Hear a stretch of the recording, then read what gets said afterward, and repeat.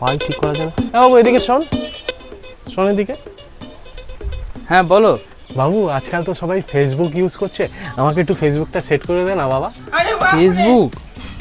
Facebook use করতে তো অনেক ঝামেলা আছে গো, ওটা খোলার জন্য অনেক কিছু দরকার পড়ে। অনেক কিছু লাগে? কি কি লাগে বাবা?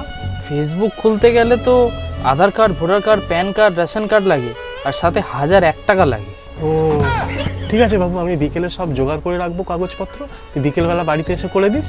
ঠিক আছে, তাহলে আমি বিকেলে এসে করে দেবো। বাবু মনে করে দিস কিন্তু আজকে। The next day. আরে বাবু আমি তোর কাছেই এসেছিলাম, আমার ফেসবুকে একটু ছবিটা চেঞ্জ করে দিবি বাবা। ছবি চেঞ্জ করবে? এ তো বিরাট ঝামেলার কাজ গো। আরটিও অফিসে যেতে হবে, আবার Aadhaar card, PAN card, voter card সব জমা দিতে হবে, 1500 টাকা খরচ আছে। একটু দেখিস না বাবু যদি করে দেওয়া যায়। ঠিক আছে, তাহলে আমার তো আরটিও অফিসে যাওয়ারই কথা আছে কালকে, করে দেবো, খানে অসুবিধা নেই। আর আমার বাড়িতে সব কাগজপত্রগুলো রাখা আছে, তুই নিয়ে নিস, আর সাথে টাকাও দিয়ে নিস কিন্তু মনে করে। করে দেবো। The next day. আরে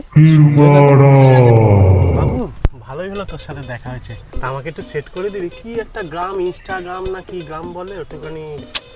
ইনস্টাগ্রাম আবার করবে?